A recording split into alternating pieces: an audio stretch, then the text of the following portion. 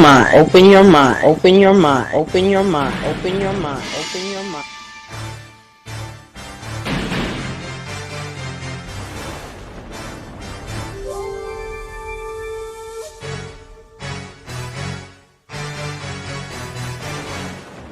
Open your mind, open your mind, open your mind, open your mind, open your mind, open your mind.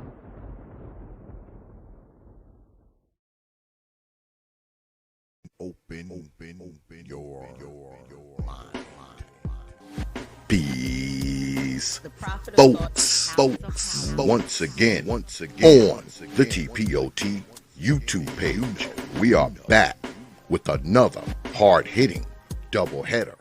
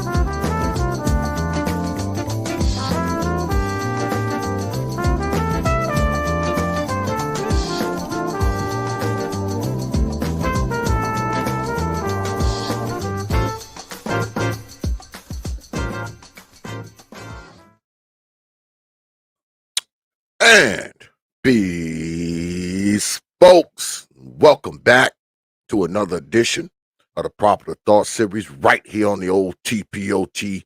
YouTube page. And I just lost my damn camera. I don't know what the hell's going on. All right, there it is. It's been doing that a lot for the last freaking day or so. But welcome back to another edition of the Popular Thought Series right here on the old T.P.O.T. YouTube page. I'm your host, X, of course, but you knew that already. That's why your black asses are here. But yeah, tonight, another doubleheader, just like last night. What's good, brother? SYR TYCE, I sent you the link. Check your email, brother. Yeah, tonight, as y'all can see, strolling and scrolling down there. Tonight is another installment of the SYR TYCE series right here on the old T.P.O.T. YouTube page. Y'all know that when Brother TYCE comes through, he comes through with that nutritional and fasting information and healthy eating and all that kind of stuff. But before we get started, y'all know I always start the show off with thanking you good folks for your like, your shares, your subscriptions, your views, and of course, your hard-earned pennies, nickels, dimes, quarters, and 50-cent pieces. Because you don't have to do it. You don't. But you good folks out there, man, you choose to do it. You choose to watch these damn videos. You choose to show up to these streams. And you definitely choose to drop your hard-earned coins on this platform. And I want y'all to know that I don't take it lightly. That's why I start the show off every night thanking you for your support, thanking you for being here, thanking you for watching, and thanking you for your monetary support as well. I'm humbled, I'm honored, I'm appreciative, man, and I'm grateful for all you good folks that hang out in here and all you good folks who hang out there. All right. I want y'all to know, man, I don't take it lightly and I don't take you lightly. And I'm thankful for you good folks. Yeah, I know I get up here and I talk shit to you. Yeah, that's what I do. But that don't mean that I don't appreciate you, though. All right. All right. So let's get at it. As y'all know, what's good, brother New, a staunch supporter of the T.P.O.T YouTube page. What's good with it, brother? Yeah, as stated, brother SYR TYCE has returned with another installment of the SYR TYCE series. But y'all know that tonight is the first show of a doubleheader. So let me just give y'all a quick reminder of what we got going on right after brother SYR TYCE. Brother Trey will be here. Trey, the NBD, and he will be talking about vacating the space. I don't think y'all want to miss that one because y'all know what happened at the United States Capitol, and I think we're going to get a little bit of clarity on that tonight. So make sure you stay your black behinds here. Don't make me come to your house. But yeah, without further delay, my brother. Sorry, Happy New Year, my brother. Can you hear me? Brother. Yeah, man. Yeah, man. What's good with it, man? It's been a while, my brother. Been a while. Yeah, it's funny, man. When I was doing the notes in preparation for this, give me a second. I just got this microphone, so I just want to see if the volume's up. I can hardly hear you. 1 second. Go ahead, do your thing. This your show, man. Yeah. Hey, I appreciate that because it's going to be all about the health, the wellness, going to do some stress shows. I love your show you did yesterday with the brother Ike, you know. Oh, yeah. Good look on that. Hold on before you go. Good luck on that $10 super chat, brother. Oh, come on, man. You know, that's a little tuition I could do for what you've been doing. And when you had the brother Linnell in that. Hey, last time I spoke with you, bro, you said your grandkids was gonna come live with you. Does that happen? I heard you reference the story with Ike yesterday about bequeathing the business to them. Yeah, well, this whole COVID thing took place, Right. and I actually, you know, I never talked about this, but a couple people in my family did get affected by it. A couple people in my family did have it.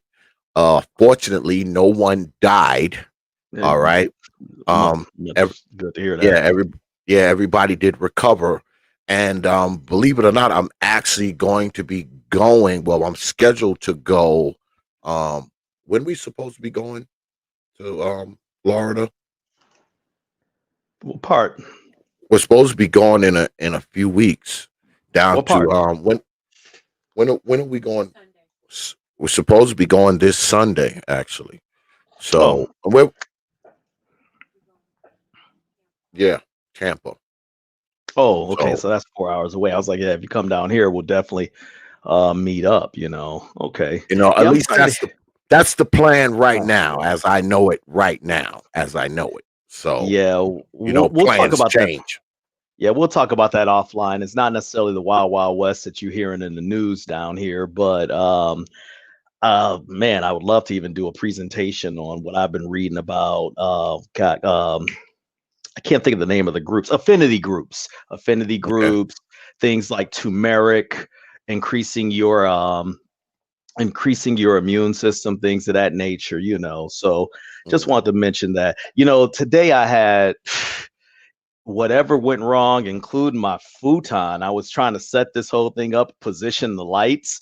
I broke my futon just 10 minutes ago. Then I got a MacBook and they sent out an update. I normally don't update for at least 2 months to work out the bugs. Check this out. So I have a main computer. Then I have like a USB monitor. This is a USB monitor. So like for my laptop for things like this. But when I did the update, may as well take this plug out of here. When I did the update, it broke that connection, and it was like, damn, I got 15 minutes to do this presentation. I got to download drivers, and I'm like, what else could go wrong? It just like your camera, you said. So Yeah, and you know what's been going on a lot? You know what's been going on a lot with me? Look, my camera just went out just now. see, But you know what's I talked it up. see that shit? You know what's been happening though? I've been forgetting to turn on my mic, because I bought a couple new mics. I got quite a few mics here. And I like this one more than I like the other ones. But this mic actually has its own controls on it as it goes into my board. Now it's on the board, but it also has an on and off switch and controls on the mic itself. And I look and I see the lights on the board. So I assume it's on. And I just sometimes, like last night, both shows, I came right on and the damn mic wasn't on. Not remembering that I also have to turn the mic on, the button on the mic as well. But see, my eyes hit the board and I see the light. So I'm like, yeah, it's on, not even thinking about turning the damn mic on itself. So, I'm still kind of getting used to it. I got you. I'm still So getting used to it, you got the brother Trey. I may want to come up and say something because I like Trey and all, but there's something I want to add about. There's a point that he makes. So if he's still going on, yeah, I may come up everybody. later. Let me tell you something, man. I have gotten quite a few phone calls concerning having Trey on the show. I mean, I just got a phone call like a couple hours ago. Got a couple phone calls the other day. Oh man, you got Trey coming on. You got Trey, because a lot of brothers have my phone number. Right. They have my personal cell phone number, and they go, "Oh, X man, you got him coming on. You know what's been happening, right?" I'm like, "Yeah, I watch the news. I have internet. I read the newspaper. I know what's going on."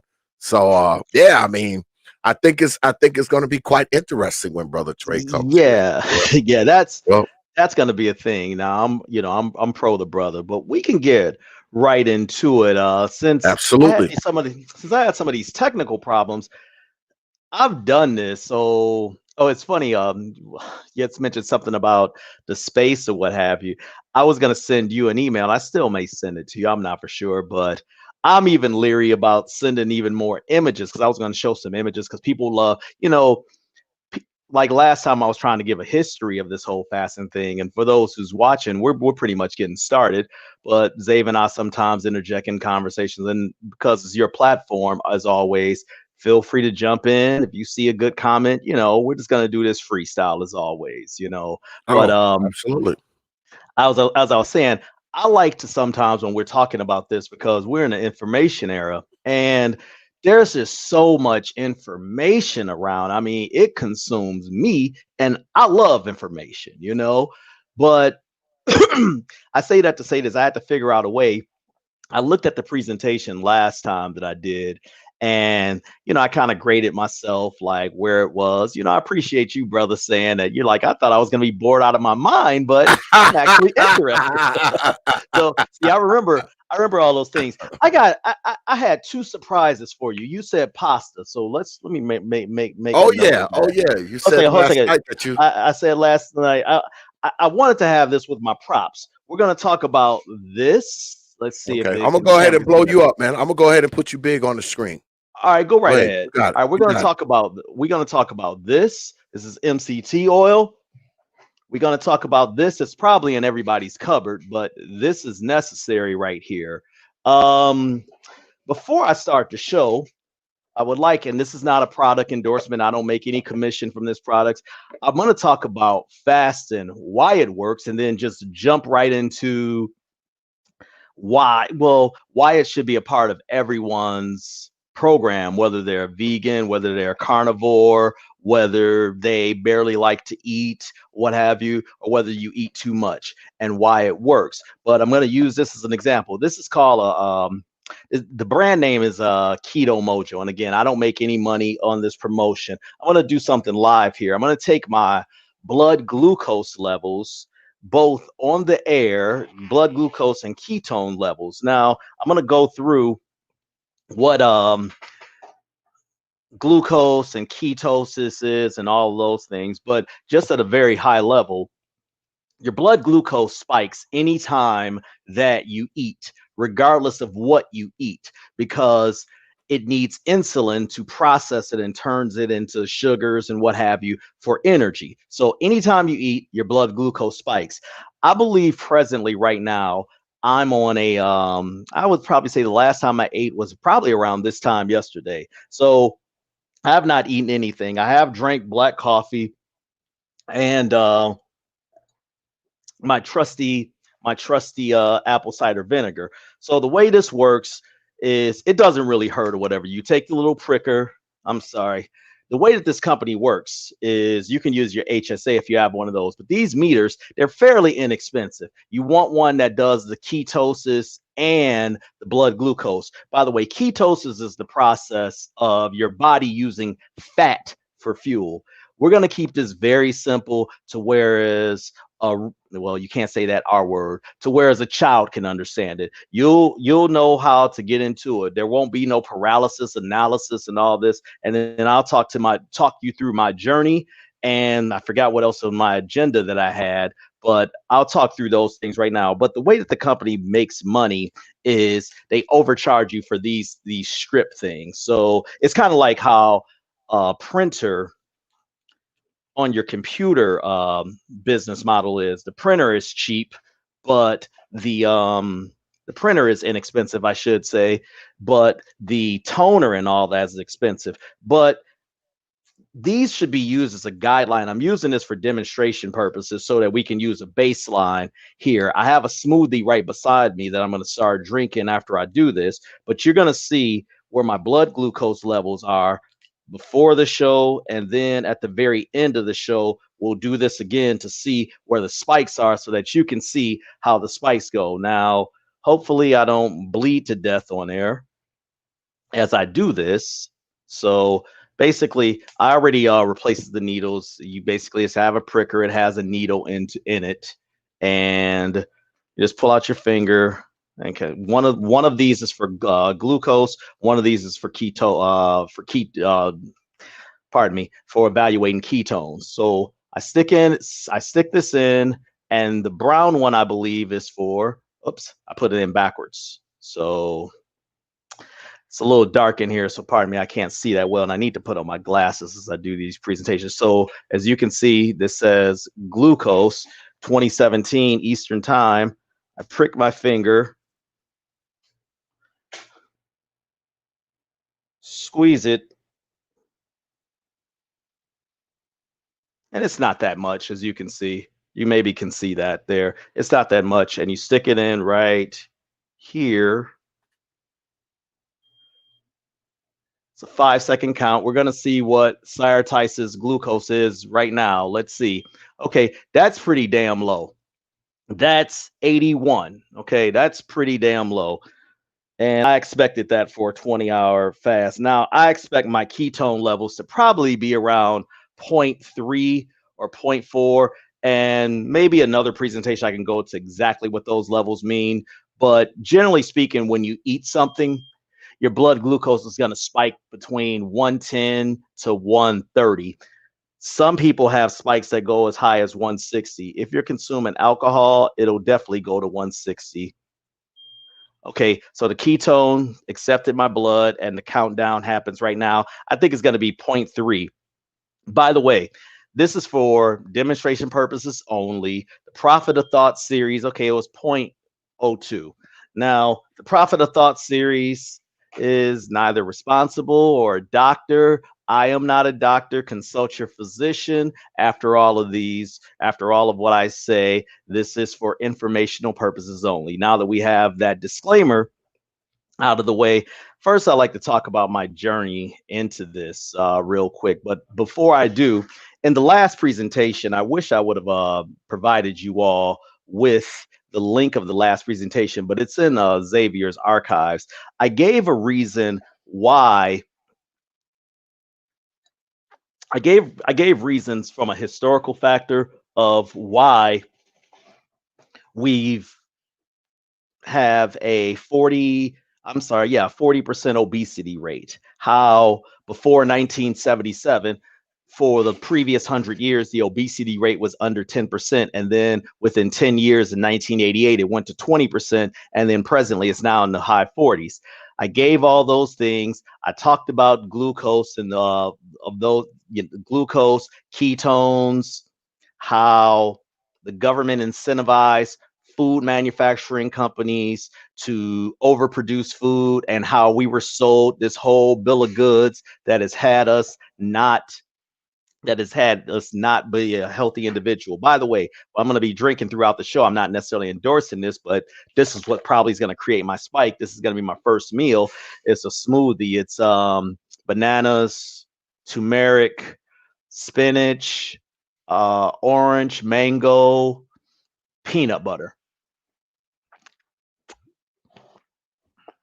So with that said, let me first talk about how I basically started doing this, and then I'm going to show some graphs and share my screen and whatnot. I used to be an athlete, specifically a boxer. That's probably why my icon is, if you guys have seen me on chats, why my icon is of me hitting the punching bag. And I was in a cycling accident approximately, the time frame isn't important, but as I got older, my process of losing weight, like sometimes I would fluctuate 10 pounds up, go back down. I would just get an intense program because I had the mindset that I can eat what I want. It doesn't matter. I'm an athlete. I had that kind of arrogance. So I was in a cycling accident, and that's a bicycle. So I tore my ACL. And after I recovered, I obviously picked up some weight. After a year, I could not get the weight off. All of my things that I was doing, I increased my running from 3 miles to 5 miles a day, increased my strength training, started doing even more intervals, doing suicides. For those of you familiar with basketball, nothing would budge, pardon me. But then there was a lot of bulge there. So I came across something here. I just was doing research like, damn, what the hell's going on? And I even modified my diet. And what happened was I came across something about a 3-day fast or 3-day water fast. And I saw these people doing it, and I saw some tremendous results. And the first thing I said, oh, they just lost water. That ain't nothing, or what have you. Then I started doing more research, and I'm like, you know what? As a kid, I was always intrigued in hearing those stories of man where they would go 30 days, 45 days without food. Don't ask why that intrigued me, but I was just always curious, like, how in the hell is that possible? But as Zave and I mentioned last time in our presentation, we talked about how when we were children, now granted, the child's metabolism is much different than an adult's, but when you're a child, you're so busy, through the day, you go out, your parents tell you go outside, or back when parents did tell their kids to go outside. Now they tell them to go to their video console and do this. You get it. But anyways, the kids would be using up so much energy that they wouldn't have time. And, they would, as a kid, you're not thinking about, oh, I need to eat this nutritious meal, or I need to eat this because I can't eat that. Because your activity alone and your metabolism is basically burning up all those nutrients. But as you get older and your metabolism slows down, what happens is that we're dealing with more of a hormonal issue. Glucose, ketones, those are all hormones. So you'll have a person said, this is why you have people say, I've been following this diet and I'm still not losing weight, or I've been working out and I'm still not cutting it. Well, there's a reason why to all of this. And this is not to say that you can't do this without working out. I'm an advocate of working out. And actually, one of my bullet points before I start reading is talking about working out while fasting. So anyways, I said, you know what? I'm going to do one of these 3-day water fasts and just see how I feel. And this was approximately in August of last year, not last year, of 2019. And I knew that I would go through either headaches, or I'll tell you also about some of the side effects of this. They're not that bad, but I do want to advise you of all the side effects that can happen within this. So anyways, I did a bunch of before and afters, front and side views, and I literally lost, and I'm not that big of a guy, but I literally lost. I did, so 3 days, I want to say is 64. I did 72 hours. So that's 3 days plus 12. And another thing I want to talk about is how you end a fast, an extended fast. Now, this is an extended fast. I'm going to talk more about intermittent fasting, but I'm just kind of giving you my story and how I learned this. So during that time, one thing I noticed is that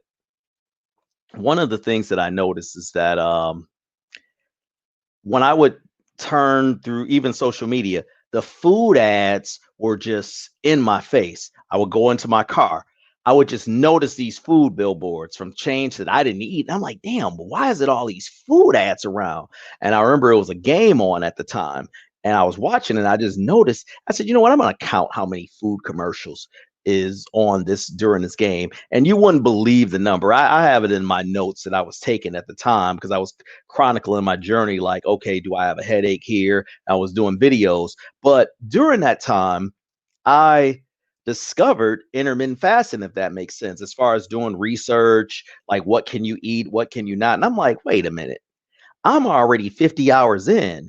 You mean to tell me if I only just do this for a certain time frame of a day, that, oh, this is nothing. So at the end of this, and again, to all the people who say you lost water, they're not educated in this. So anyways, I lost approximately 11 pounds, but the weight isn't important. Specifically, I lost more, about, I would say, 5 or 6 inches. No, I'm sorry.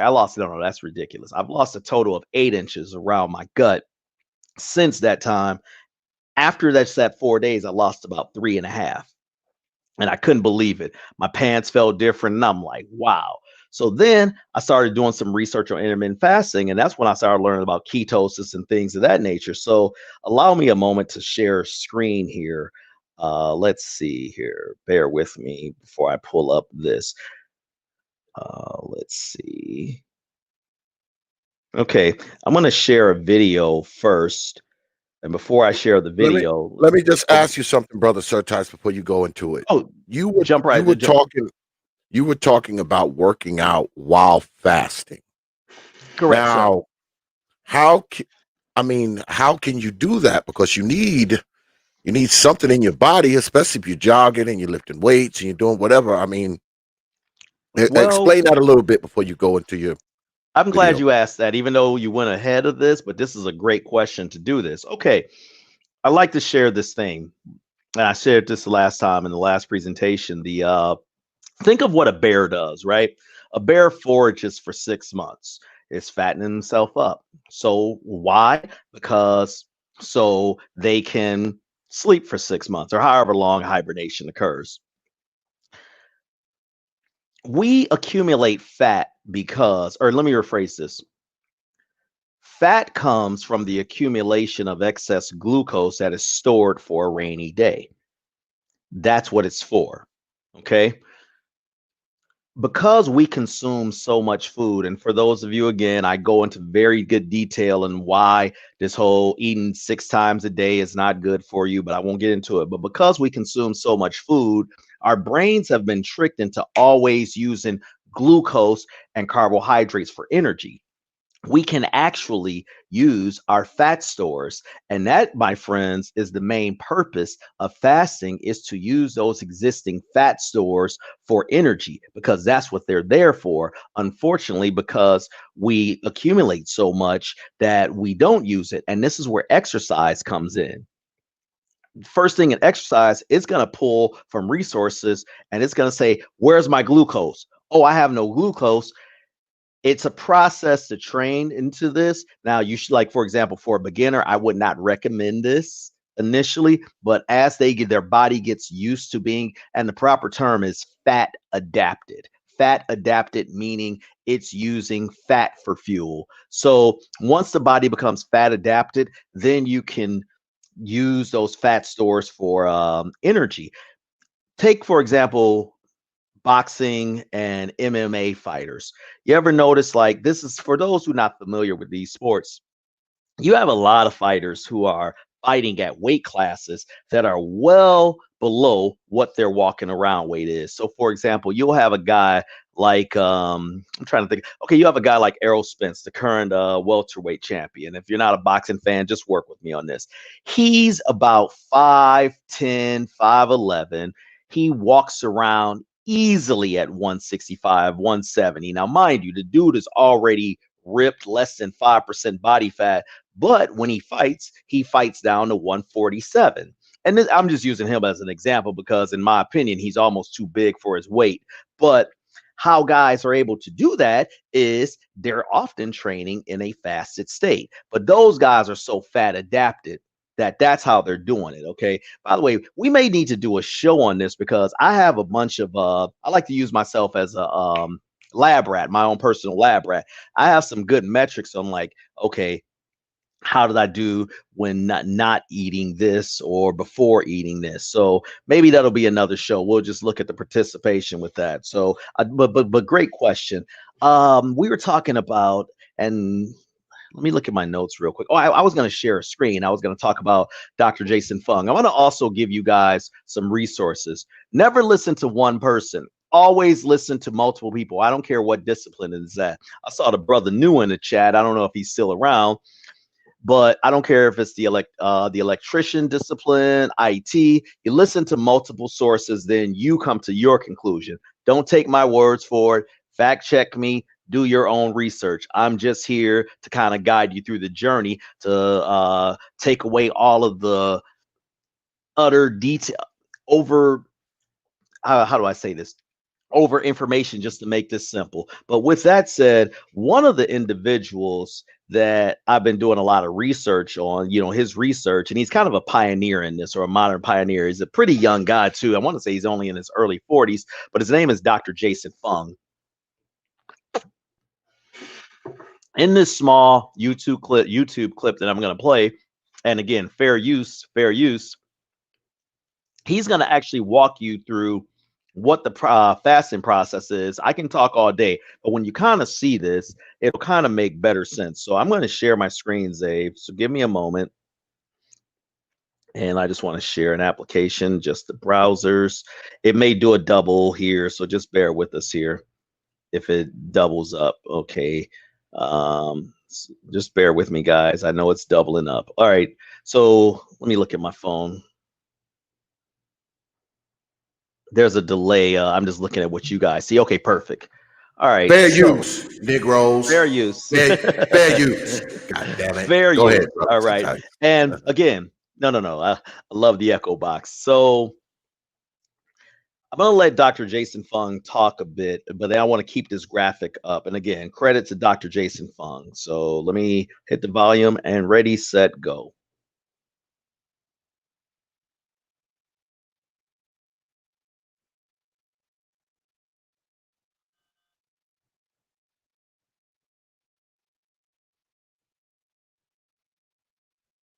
Bear with me. Here, I didn't have it at the right point, but I want to keep this graphic up before I show the next graphic. So the way the fasting works is this. When you eat food, as I mentioned, your insulin spikes, or if you're drinking a smoothie or anything with sugar, well, with what have you. Obviously, certain foods like celery is not going to cause that much of a glycemic spike. That's the proper term for it, as, say, eating a candy bar. So that said, I'm just kind of giving you an idea, but whatever you eat, it's going to spike it. And your fasting is over at that point. So when you eat food, it increases insulin, and then it'll store sugar in the liver and produce fat in the liver. Okay. Now, as that time frame goes on, once your glucose comes down to a normal level and there's no food, your insulin levels decrease. And then your body says, when it's time to use energy, it's going to say, oh man, I need to go to my fat in the liver. Now, before I go to my next visual, it's a very technical visual. I want to tell you why the extended fast is something that I advise for people who are really serious about this, but that's only one method of getting into this. You can do it another way, but with the extended fast, what's happening is that you're kind of doing a reset. And I know that's not a good word nowadays, but you're doing kind of a reset on your body. You're basically you're not starving your body. As long as your body has enough fat, you're not going to starve. That's a common misnomer. But with that said, when you do the extended fast, what you're doing is you're kind of tricking your brain into thinking, okay, I'm going to get food. Oh man, I'm not going to get food. Man, after day, let's just say 34, 35 hours in, your body, and this is where the headaches may potentially come in, depending on what you've eaten before. And that's going to be normal. It's not going to be that extreme. I promise you, the benefits will far outweigh that minimal pain. It's just that your body is so not used to using fat for fuel. It's going into shock. Well, I won't say shock. What was it say? A minor shock mode. So once you overcome that, then your body knows how to use fat for fuel. And that's why transitioning to intermittent fasting was so easy for me. And again, I said I'm using my story here in that. But there's other ways to do this, and you can do it steady. So with that said, let's go to my next graphic. And Zave, can you hear me? Yeah, I can hear you. Fair use, No. Negroes. Well, Fair use. exactly. What do you think that is? It looks like the inside of a deep freezer with some meat in it. Yeah, That's what it looks like. you're kind of right, but it's more like your body. So let me Aha! ask you this, and when I say your body, I don't mean your body. I mean it's our body to an extent if we have excess fat. Now, why did I take this image here? So let me ask you this, brother. Let's keep this a little interactive. If you were going to defrost this, how would you go about defrosting this? And whatever works. But what do you think the best way in defrosting is? And this is pretty damn bad, by the way. What you mean by defrosting the freezer? Hmm. How would you Well, go about defrosting this? well, the first Would you? thing I would have to do is take the meat and crap out of it. Yeah, but Um, you can't even reach some of that stuff. yeah, I mean, I would have to chip. You would have to first chip away some of that ice. After you hmm. unplug the freezer and turned it off, whatever you're gonna do.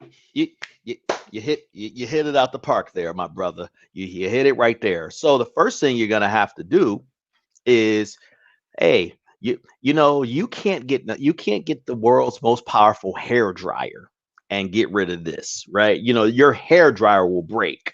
So this is your body on fat, your brain on drugs, whatever. This is your body fat. The frost is basically your excess fat. And the only way it's going to get is to be melted off and being used. I think you're kind of seeing the analogy I'm going here. So when you unplug the refrigerator, that's akin to fasting. Does that make sense? You're Okay. unplugging the refrigerator. Now, let's be practical with this. The reality is, unless you got a good neighbor or a neighbor you trust, or you got another deep freezer, you're probably going to have to do this in stages. So you'll unplug it for 12 hours a day, right? And then then the ice will progressively go off in a week, what have you. Of course, you'll have to clean up all the water that's going to be on the floor. But this is exactly how fasting is occurring. It's a great visual to understand why when you fast, you're letting those glucose. And let me say this about glucose levels now. And I think I have another graphic for this here. So just bear with me. Okay, that's autophagy. That's another benefit of fasting. This right here, and again, we're going to talk about that pasta later. But this right here is a great graphic of the foods that really spike up your insulin levels. Okay, that's the methods. I want to save those here. Bear with me. And I couldn't find the other image that I wanted to show, so I'll go back to this. But when your glucose is at an elevated level, your body can never go into ketosis. Ketosis, again, is just a fancy word for your body using fat for fuel. So once all of the once all of the food is out of once all the food is out and the ice starts to melt, it'll be easier to get to the other food in the background, which is analogous to once your blood glucose is lowered, your body, it's easier for your body to use fat as fuel. And also, it's going to require less to fill you up, if that makes sense, okay? Because your body is not only now fat adapted or becoming fat adapted, it's going to use fat as fuel, which is how you want it. I would like to get into prehistoric man in a second so that you guys, so this really makes sense. Not only just prehistoric man, but we'll talk about pre-1975 man. Most people didn't eat breakfast, and there wasn't a fast food restaurant on every corner, and they didn't go to their desk and didn't have chips or what have you on their desk or in their backpack, and there wasn't on-site cafeterias. Most people brought their lunch, and then there wasn't a snack for mid-afternoon, and then a snack for the drive home. Then you eat dinner, then you have a bedroom snack. You see, people didn't eat like that. Back in the day, people may have ate twice or three times a day, and then may have had some nuts, some berries, or some raisins. These are all natural foods. And I'm not here to endorse any diet per se. I'm just simply saying, I will say, stay away from the processed foods. But nonetheless, this is why people, and also they didn't have a sedentary of a lifestyle. But this is why when you look at cinema movies of people at that time, you hardly see any obese people because they weren't eating all the time. With that said, we'll jump right into some of the protocols of fasting. And I may want to go to another. Oh, I want to talk about this about autophagy also. I said that there are three things that happen. There's glucose that spikes when you fast. And then when your glucose comes down, your body tends to use ketones for energy. But there's another benefit for extended fasting, and it's called autophagy. Autophagy is just nothing but a fancy word for basically saying it's a natural process that destroys unnecessary or dysfunctional cellular components and recycles their materials. So this graphic, let's just say this is an unhealthy cell. And after 24 to 36 hours of not eating, what happens is it starts to form and it eats itself, reforms, and it regenerates a whole new, stronger cell. This is why a lot of people that fast, it's like, wow, you look like this, or you have this pep, or your brain function, or people's brain function just feels elevated. So autophagy is a natural effect that happens. And there are plenty of studies on this. There's one that actually won the Nobel Peace Prize that talks about this. Now, what is not known with science is how to measure it or exactly when it happens. It's just it knows that it happens. So that said, I'd like to talk about some of the fasting processes because we have about 15 minutes. I want to give Zave a little break before his next doubleheader. So we're going to talk about this. And then if I didn't go through anything, let me take a quick glance at my notes here. Just bear with me, everyone. No, go ahead. Go ahead, brother SYR TYCE. Run right up on the 9:30, man. You got it. You got it. No time restraints. Hey, Zave, as much as I've been talking about extended fasting, I made some great tacos yesterday. So I want to, get that with my avocados and stuff. You trying to get up out of here. All right. Go ahead, brother SYR TYCE. You got it. Yeah. So I'm just looking over my notes here. I'll talk about, like I said, I gave the freezer thing. And, here, I'm going to keep it 100 with you. When you're first starting doing this, you're going to experience some diarrhea. Is that a bad thing? I don't think so. But that's basically your body using fat for fuel, and your body isn't sure how to digest this, where the excess comes out in diarrhea. So I said you're going to have some headaches initially. I'm not going to be one of these guys that's going to tell you all the benefits and not tell you some of the side effects. So please understand that. Let me get back here before I not share this graphic up. I'm sorry about that. Okay, so that is just a brief side effect. Again, once your body knows how to do this, it'll stop doing this. If I see a question about extended fasting, I will answer this and how to break an extended fast, because if you fast, before we talk about these protocols, if you try to delve into these 48 hours, 64, 72-hour, whatever fast, if you delve into those things, and by the way, 3 days is 72, so I got my math wrong, but whatever. If you delve into these fasts, you can't end it with, oh, grabbing a steak or eating a piece of bread. You want to eat natural, water soluble foods like an avocado, which is great to end the fast, or bone broth. One of these days, Dave, I may actually do some cooking on your channel and just show people some things, and that how easy it is to cook for themselves and how much better it is for them. But bone broth comes out of this because bone broth is great, and it's something that we don't consume as much as we once did in our culture. And when I say our culture, I mean our westernized culture. But with that said, that's for extended fast. If people want to ask those questions about that, I'll get right into that with the extended fasting and how to end it so that you don't mess up your gut. And that's another benefit of fasting is, I forgot to say the benefits before I go into this. Okay, real quick, you got weight loss. Okay, now people may say, I don't need to lose weight. Okay, reduction in body fat and fewer blood sugar spikes. Blood sugar spikes and high blood sugar or elevated blood sugar are the number one causes to diabetes. Okay. Excuse me. Bear with me, guys.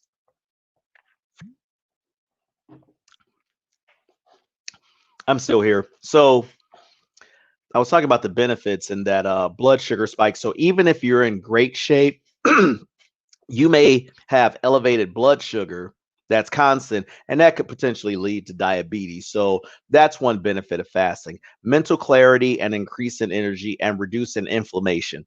We all know that inflammation can be very problematic. Also, lower risk of heart failure. Those are some of the benefits of fasting. So with that said, I kind of gave you my journey and how I got into understanding this. I told you about the extended fast. Now I'm just going to tell you about some of the intermittent fast methods that you can do. One that isn't listed here, okay, because for the average person, 16 hours without food may seem like a stretch. And yes, you can drink water and you can drink black coffee and green tea unsweetened. Just remember, anything with something in it is going to spike it, even milk, or even if it's almond milk, that's going to elevate your blood sugar, and you're going to be completely out of fasting and you won't get the benefits of a fast. So that said, I have I have family members who are in their 70s, and I've been able to get them into this, and a lot of their ailments have gone. Now, I'm not promising this to be the cure all, although there is history that is on my side and showing this, but 16 hours was very difficult for them to jump into. So I asked them, and I would advise you all this. I asked them, how long do you sleep? So the average person sleeps between 5 to 8 hours. So let's look at this. So if you sleep for 8 hours, let's just hypothetically say you wake up at 6 o'clock. Okay. So your last meal occurred at, we'll just say 8 o'clock. We'll just hypothetically say 8 p.m. and you went to bed at 10 p.m. and you wake up at 6 a.m. So that's an 8 hour. Yeah, that's 8 hours of sleep. Your first meal would just need to be at, let me do this math right, at noon. So basically, you're waking up. I'm sorry. I got that wrong. Your first meal would just need to be at 10 a.m. All you just literally did was skip breakfast. So let's do that math again. Now that's a 16 hour. Just hear me out. I'm giving the 16 hour, then I'll give what's an easier method, but I'm just showing you how easy if you sleep for 8 hours. Adjust it for your time of sleep. Let's hypothetically say your last meal was at 8 p.m. You went to bed at 10 p.m. You woke up at 6 a.m. Okay, so right there, you're at 10 hours of fasting. 6 more hours, 6 p.m. I'm sorry, I said 10 p.m. Your first meal would need to be at noon under that kind of a protocol, which is basically you've just woke up, you've done your morning routine, you're going to work, you get to work at 8 or 9 o'clock, boom, your first meal's lunch, and you can eat whatever you want through the day, figuratively speaking. That doesn't mean gorge up. So that's typically what 16 hours is. I'm at the point now, personally, I'm doing 18 to 20 a day. I'm working on a different goal, but let's get into the easier method before we talk back to the 6-8 method and these other methods. And then we'll pretty much, I'll talk about some other side effects things. Then I'll probably pinch myself again to see where the blood sugar is at. But what I did for people who's like, man, that's too aggressive. We need something easier. I said, okay, well, let's do a 12-12. In other words, 12 hours you don't eat, 12 hours you do eat, or 12 hours what's called in your feasting window. Okay. So I can't do the times right now in my head, but I've already given you the 16-hour, but actually let's use that same thing. So let's say the same person goes to bed at 10 p.m. They wake up at 6 a.m. That's 8 hours right there. So their first meal only needs to happen at, I believe that's 10 o'clock. So basically, again, they skip breakfast. But if you can do 12, and I may have my time right. Oh, I'm sorry. I'm sorry. I got it wrong. I got it wrong. It's 8 o'clock. Duh. 8 p.m. to 8 a.m. So that's 12 hours. So after a week of just doing that, not eating for 12 hours, you then add an extra hour. Don't make your first meal to 9 a.m. Then make it, after that week to 10 a.m. Eventually, your body will get used to it and you'll progress up into this to where you see the real benefits in this. So that's kind of a way of starting at the shallow end of the pool, if you will. But I'm kind of hardcore. I like to get on the top diving board and then immerse myself, because too much paralysis analysis and what have you, that you're like, no, I'll do this, what have you. And part of the things also that you learn with this fasting is some of the discipline. So we kind of talked about the 16-8 method. Specifically for me, I wish I could sleep for 8 hours. My schedule when I started this was I stopped eating at 10 p.m.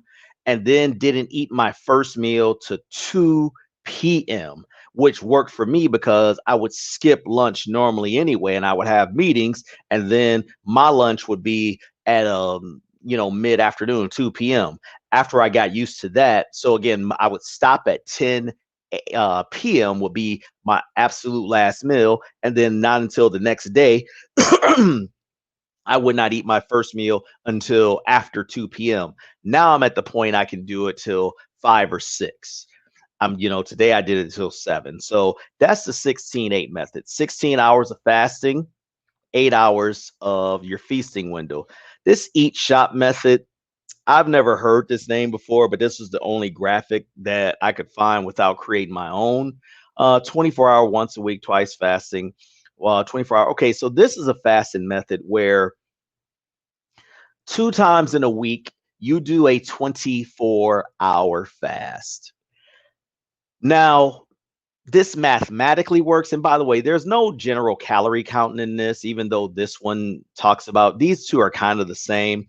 I don't personally necessarily believe in calorie counting per se. I'm not saying I gorge myself in food, but I believe you should eat until you're full, generally speaking, and try to eat whole rich foods. If you want to know what a whole rich food is, it's very simple. How many ingredients does it have? Meat has 1 ingredient. Pears have 1 ingredient. Avocados, onions, they have 1 ingredient. So I think you guys get the picture. Cheese even has 1 ingredient. Butter, 1 ingredient. I think you guys get my point. I didn't say margarine, I said butter. In the previous presentation, I talked about the type of foods, the fats, the food pyramids, and all that stuff. So you can immerse yourself into those things. But the point I was getting at in bringing that up was that,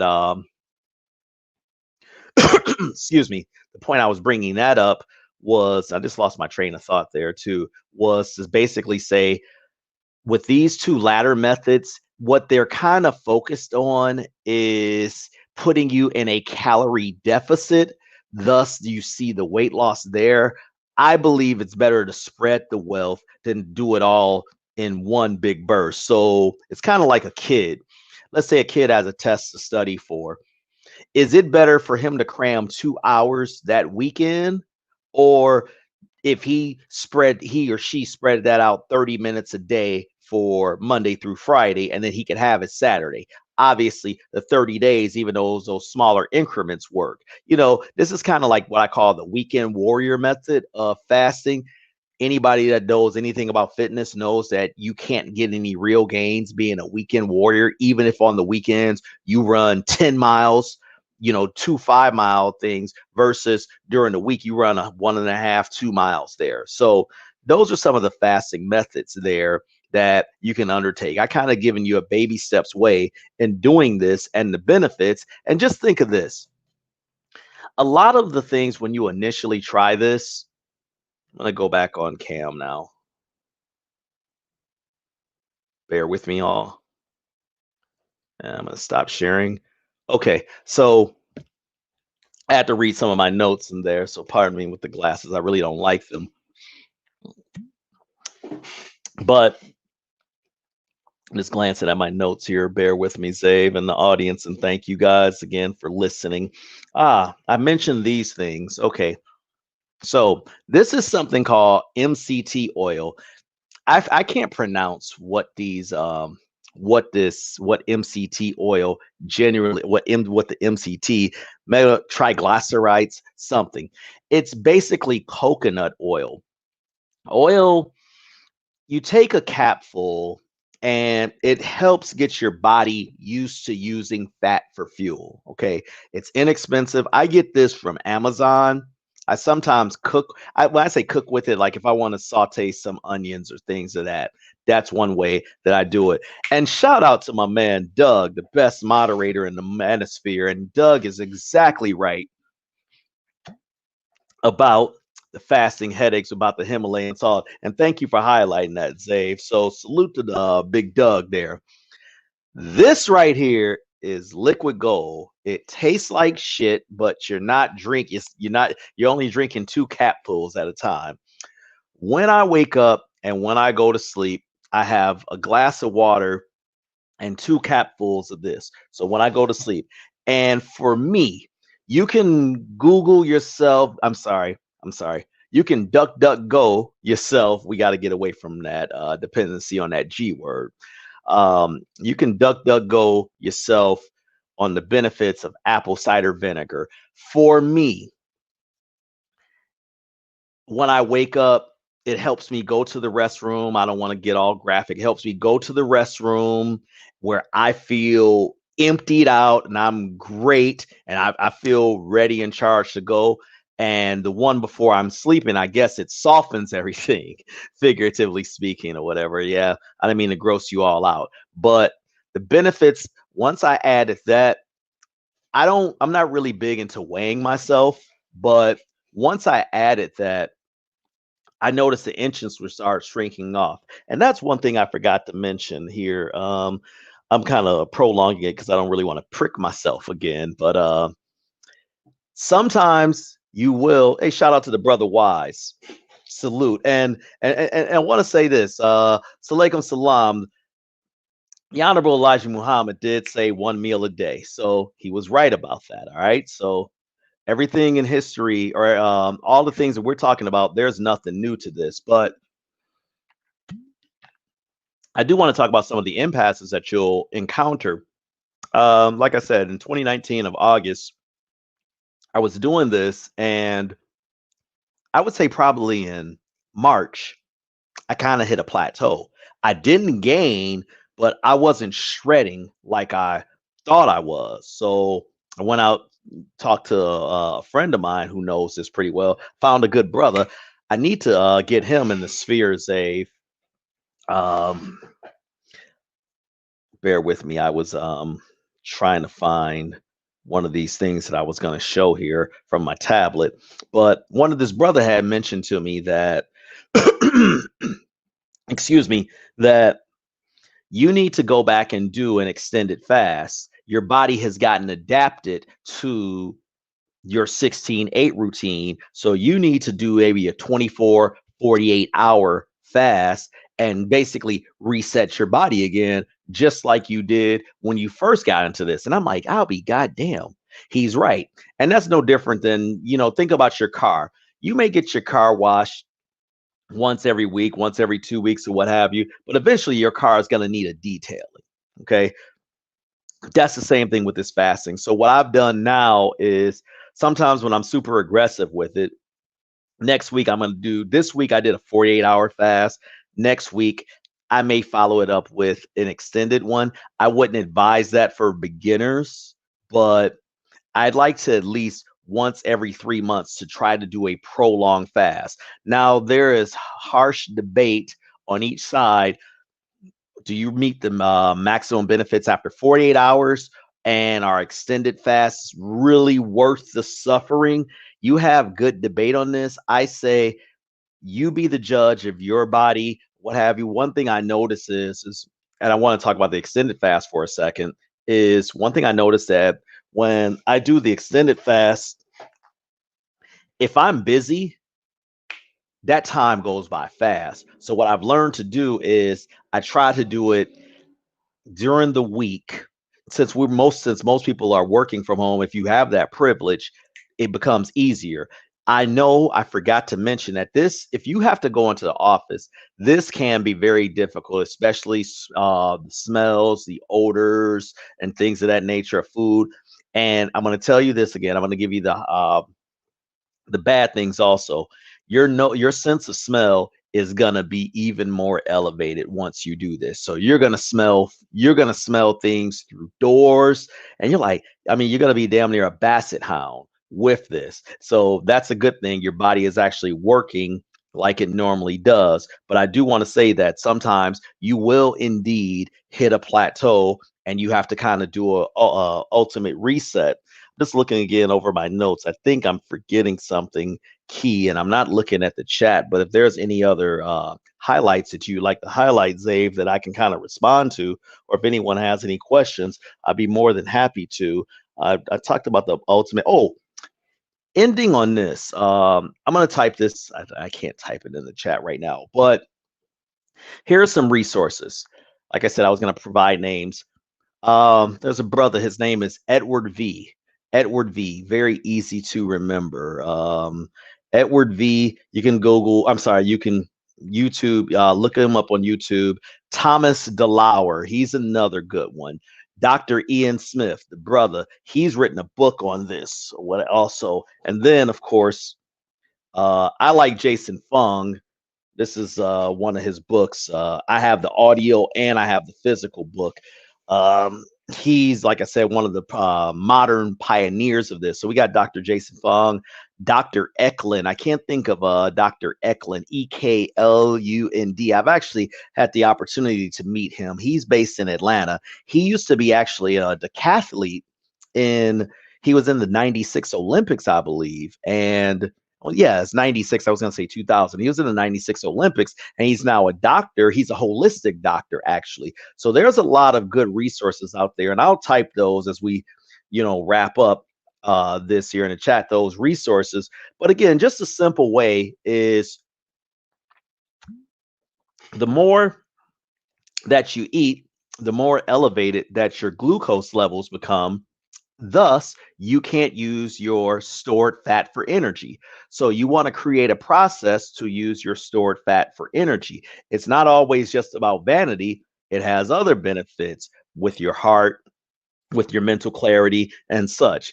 The brother Ike was on here yesterday, and I noticed that in one of his presentations, he was talking about meditation. One of the things that I noticed also, and this gets more to the spiritual and holistic level, and I don't want to make this like this because, people hate these things in a sense, but in doing this and embarking on this journey the last year and a half or so, I've come to realize it's made me more calm.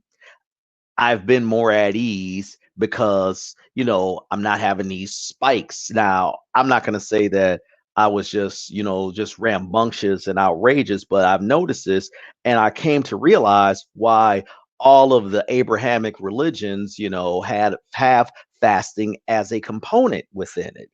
And one last thing that I was going to show, that this is not a fad, by the way, and this is not a diet. I can't stand when people say it's a diet here. Just bear with me. I want to show you guys something.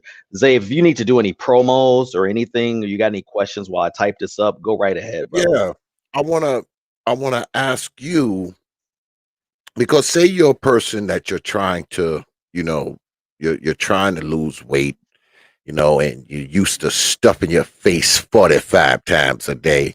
Um, Mm. is it good for a person to go into, is it good for them to go into one of those fasting stages that you showed earlier?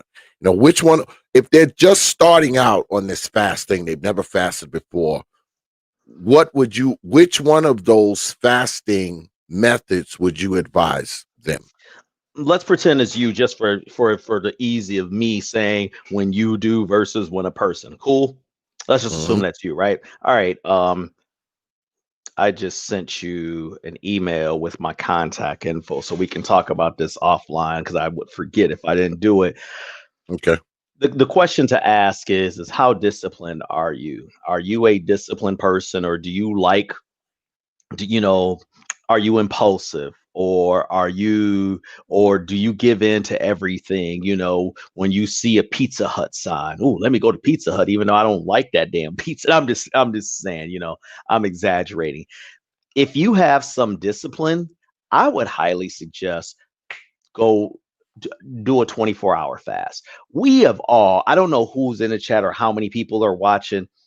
Everybody in here has had a scenario where they've been so darn busy throughout the day that they didn't have an opportunity to eat lunch or dinner or eat anything. And before they know it, they get home, they're like, man, I haven't eaten since dang yesterday or whatever. That has happened to everyone at some point in their life. So because you were focused on your work, your tasks, your activities at hand. If you one of the truckers, shout out to the truckers.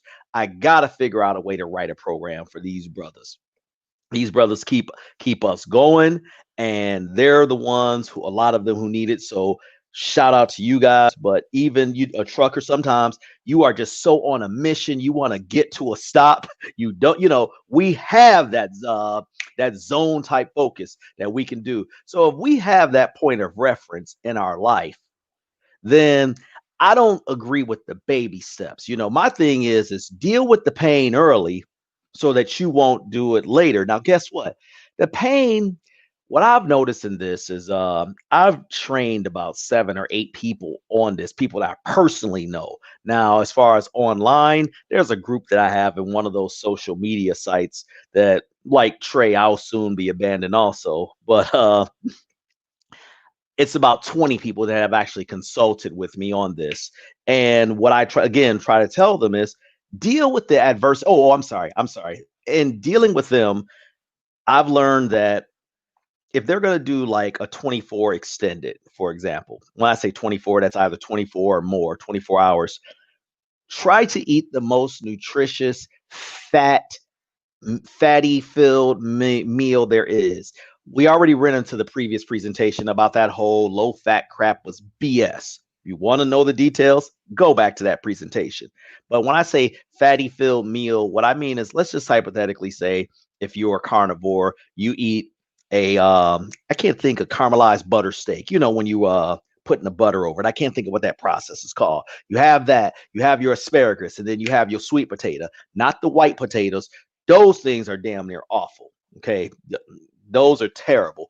So you have something like that, and you have a vegetable, you have a lot of vegetables. Then you go into your fast. That way, when your body is developing that, or I'm sorry, digesting that for energy, it's not digesting some processed crap that it takes forever to digest. It's digesting something that it knows how to digest. And then those symptoms that you get from these extended fasts, or that 24, you won't encounter. Once you do the 24, you will know you can do the 16 or the 14. But again, it doesn't have to be so aggressive.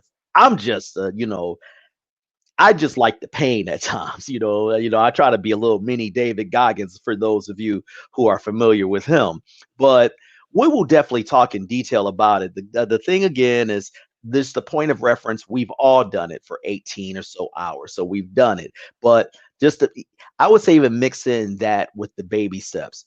13, 14 hours. And again, this is a lifestyle. This is not a diet. This is not to punish yourself. Oh man, I'm gonna walk away for a second. I told you about the pasta. Give me one. Yeah, man. Don't forget about that, brother SYR TYCE. Okay. All right.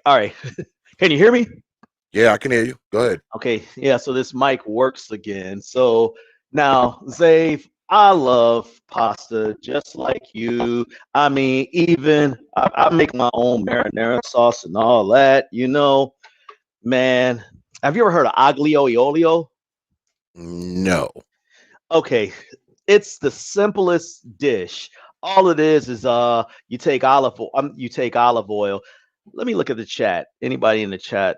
Uh-oh, my battery. Oh man, hold on a second, Zave.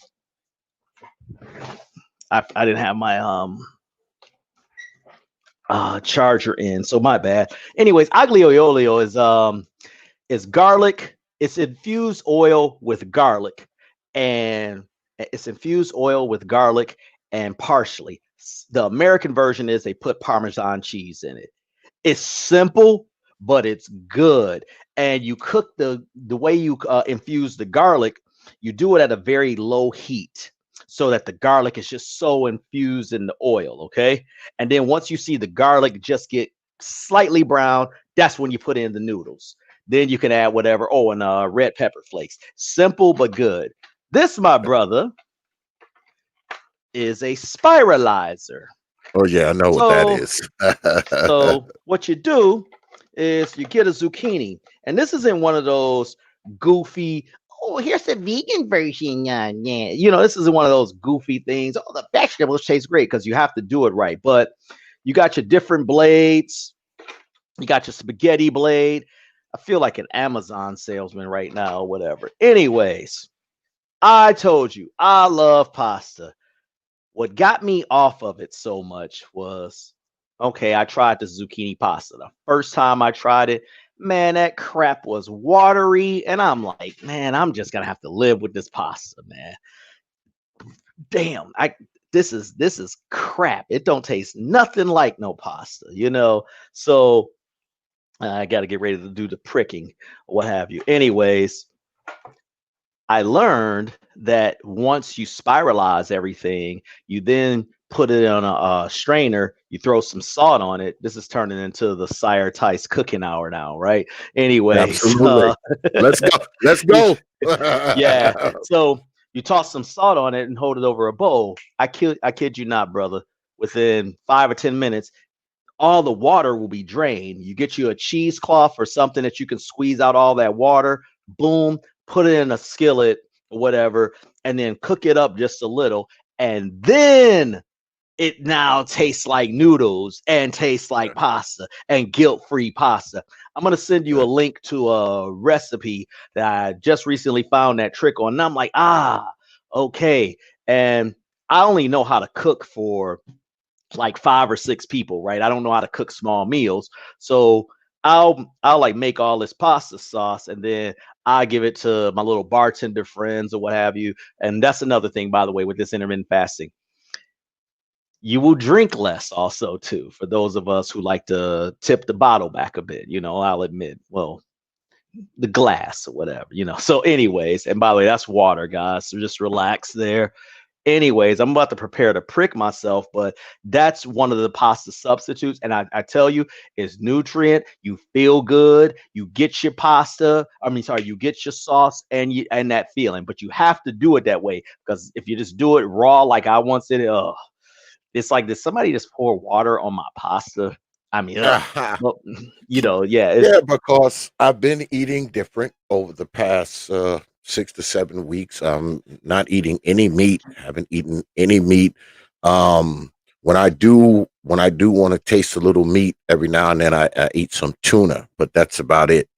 You know, I mean, I haven't had any meat. You know, Everything's vegetable. You know, and I I used feel to, better.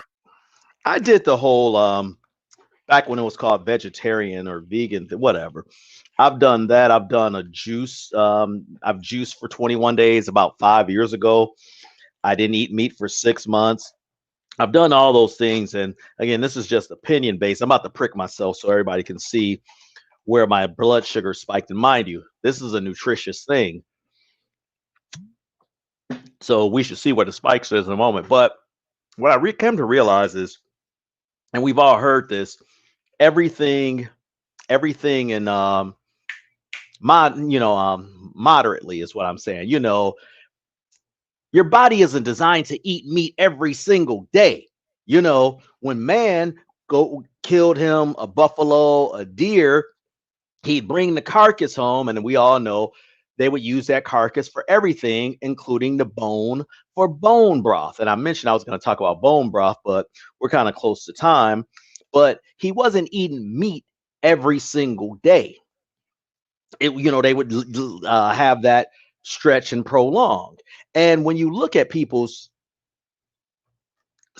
you look at people's physiques back then, you can just see how more natural it was at that point. I got a little confused, like which one wasn't open and which one wasn't. And the whole point of this exercise, and feel free to ask me a question again as I prick myself again, is to see how my blood sugar spiked with this. I've done this, by the way. I used to have a spreadsheet where I wanted to see where my blood levels were when I woke up.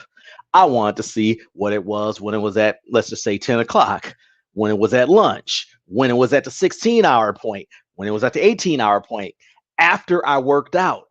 So I've kind of dissected this. Now, I don't think that this is required. This is, like I said, if you're a paralysis analysis guy like me, and you want to see, like, okay, after I work out, my blood sugar level is up to here or this. Let me see if I vary this, or what if I eat before I work out? Where is it? So it's kind of like I said, I'm using myself as a lab rat in this. But you have people in these groups, they'll show ketone levels. So ketone levels at 6, that means your body is as extreme starvation. It is using fat. That is like after going 30 days of not eating. Any level 1 and over, that's called nutritional ketosis. That's damn good, generally speaking, but everybody's body is different. I've never personally got over 1.5 after a 4-day fast, if you can believe that. But a lot of that depended on the time of day that I tested myself. Maybe at one point I did, but these strips are expensive. So I shouldn't say expensive, but they can be kind of pricey and you don't. But I have a general idea. And I was asking somebody in this one group, like, how the hell do you guys get these 2s and 3s? But they were 260 pounds. Mm.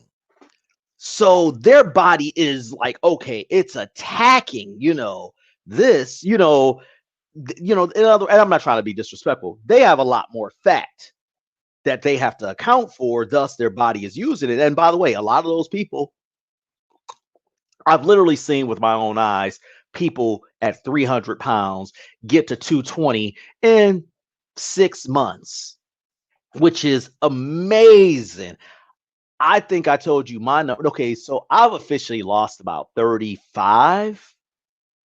Yeah, I would say 35. When I've stopped weighing myself, I can base it on my pull-up numbers. So I saw how my pull-up numbers were increasing because I had less, I had more to pull up, or less to pull up, that is. But let's do this prick, and feel free to ask away while I do this.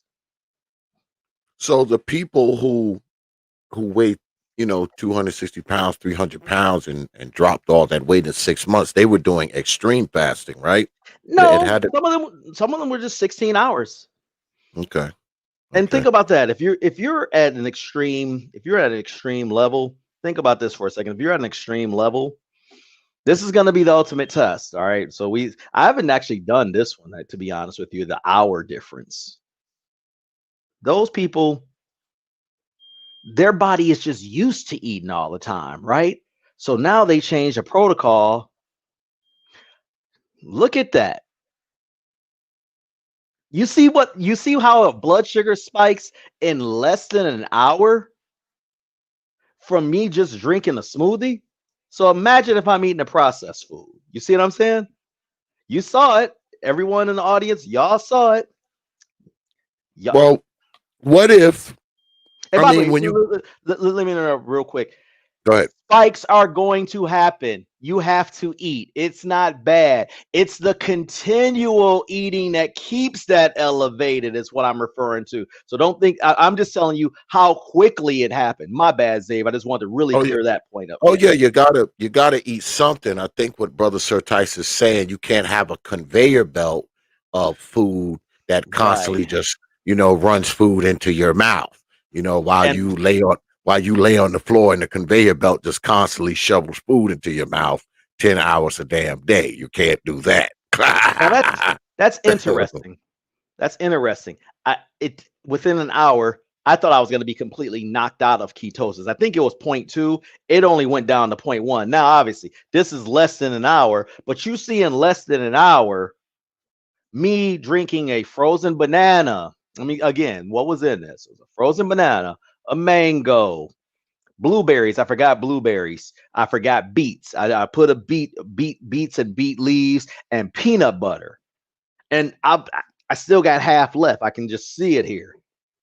It Yeah. spiked that much. So what if I had a plate of, and listen, I like fried chicken. I don't eat it as much, but what if I had me some fried chicken, some macaroni and cheese? Love macaroni and cheese. Anyway, got to figure out a way to do that with the spiralizer, by the way. That's my Yeah. next project. Yeah. Yeah. But Well, before we get ready to wrap up, I want to ask you, shoot. because I did a fast right before I stopped eating the meat. I actually fasted for 3 days straight. Oh, so Um, you've done it.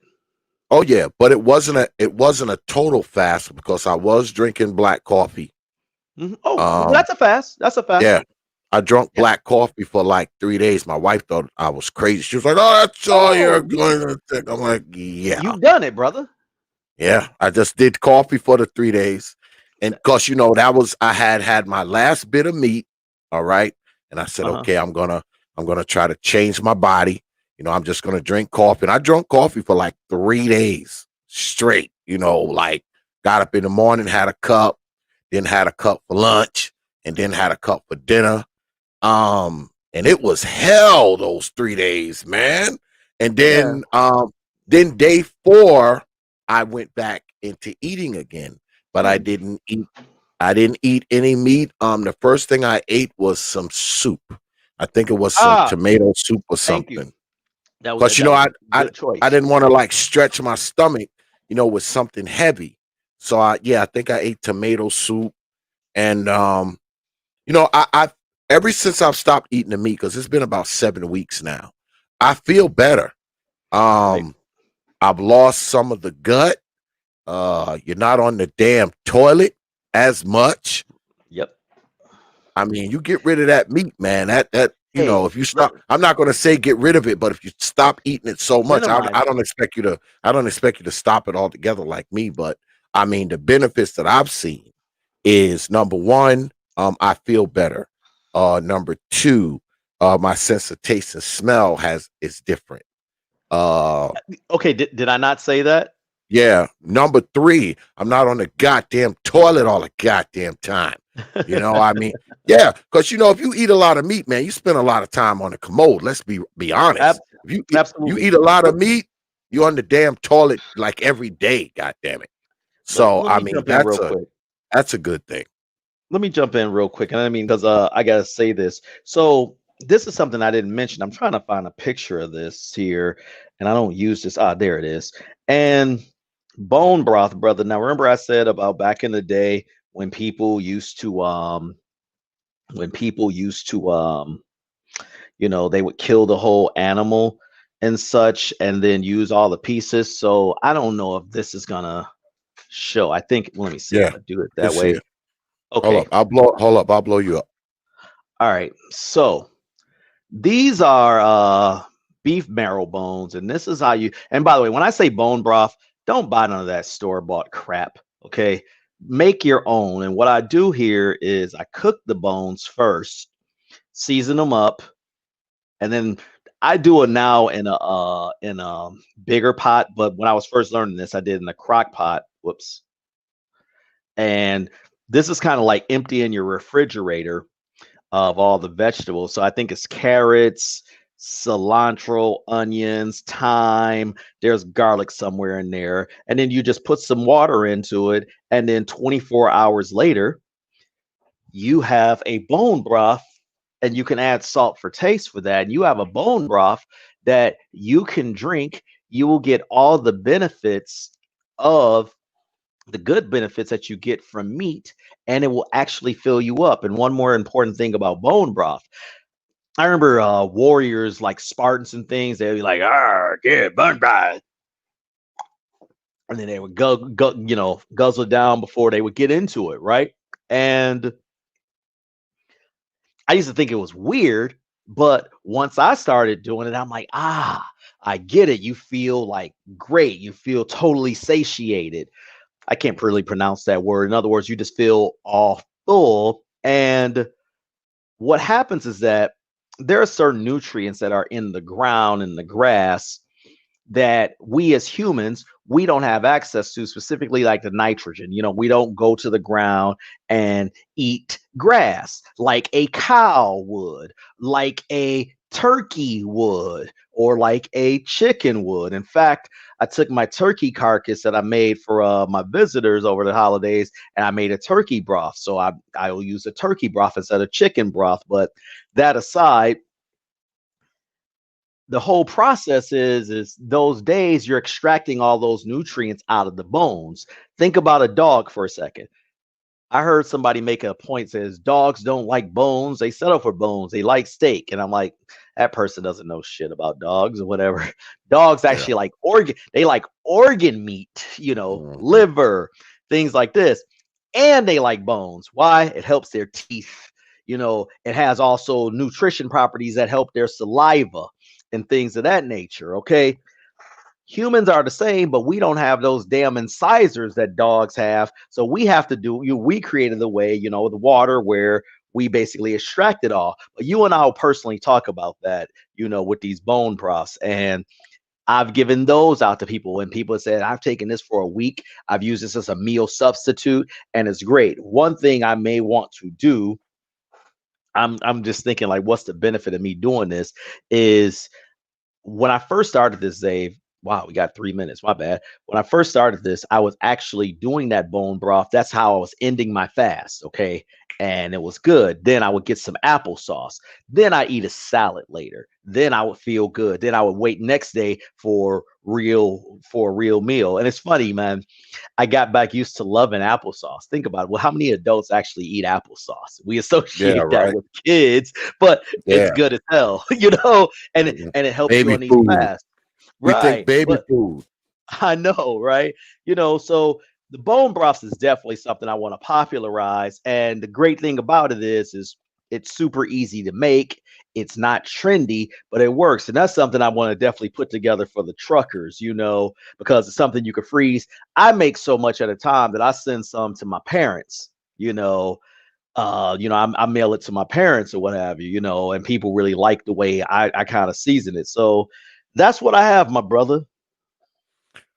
All right. I hope everybody got something out of this. You got to come back more often, brother SYR TYCE. Man, it's been a long time. It will not be 4 months. It was I couldn't believe it was 4 months. But man, we gotta get one of these in once a month, man. We gotta get one in once a month. I would like to even more. At least. We definitely I was going through some experimentation at the time. Some things failed, some things failed miserably. I'm not gonna lie to you, what I was trying to do. And then some things I'm like, okay, I'm onto something. Then hell, work interfered. I didn't stop fasting or anything, but just my little research of this wasn't going through. Right now, I've incorporated some more calisthenic exercises into this and training people, and I'm noticing a difference. Like now I'm going to focus on working out completely in a fasted state, whereas before I was kind of leery on it, and we didn't touch on that. But I don't know, we'll figure out a topic, but we'll be in touch personally.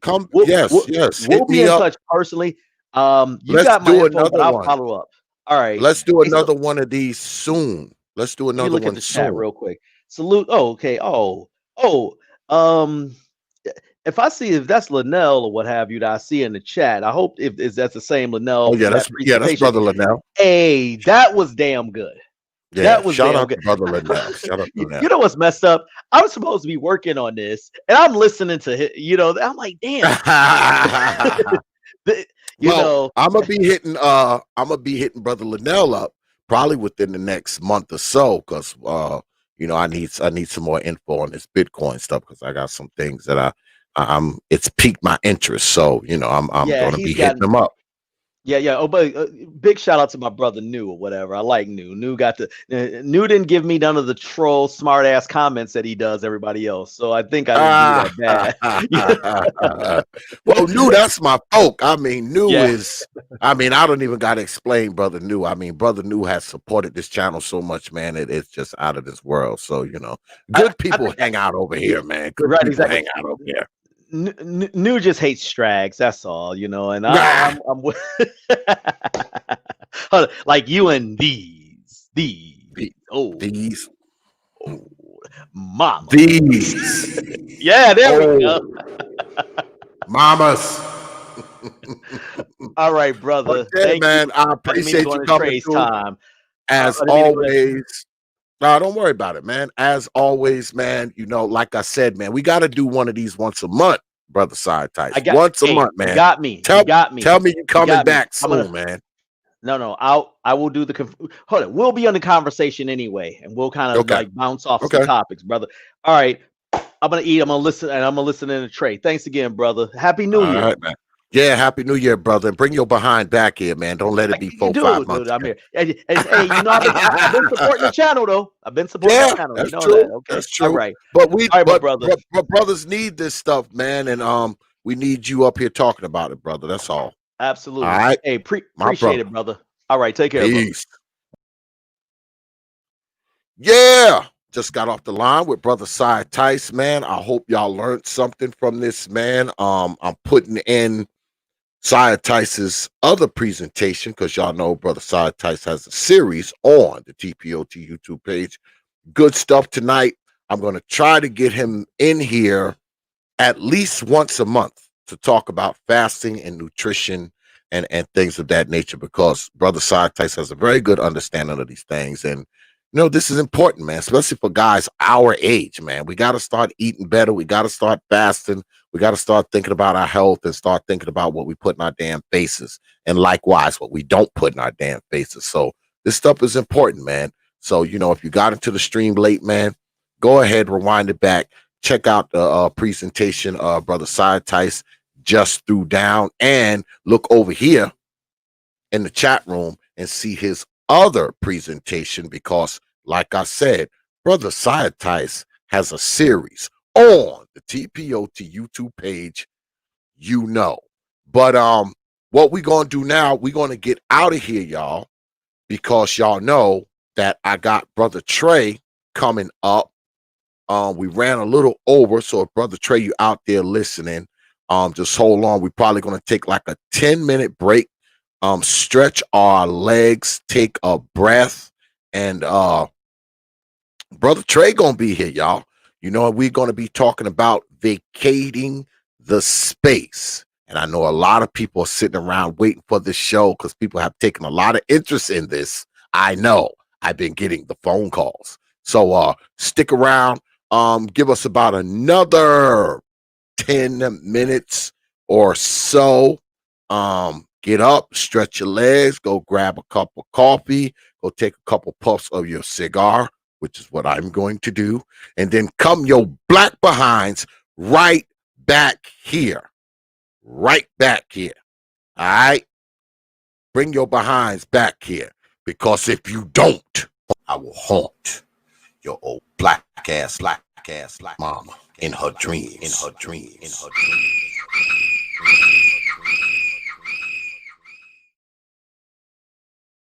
Don't make me come to your house. But yeah, good stuff tonight, y'all. Like I said, we'll be right back in about 10 minutes, so don't go nowhere, because we're coming right back with brother Trey, and we'll be talking about vacating the space. So, with that, I will leave you with 3 words you know, like I always do. Open your minds. See y'all in about 10 minutes.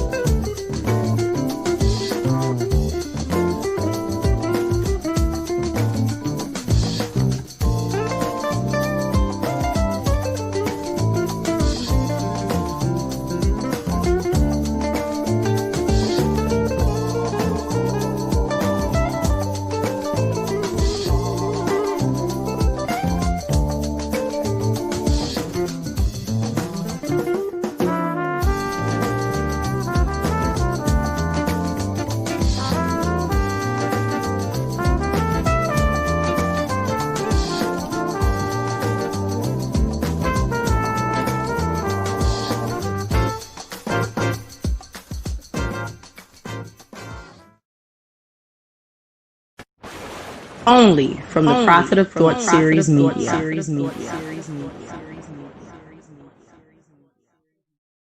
You know, you know, you know, you know. Open your mind. Open your mind. Open your mind. Open your mind. Open your mind. Open your mind.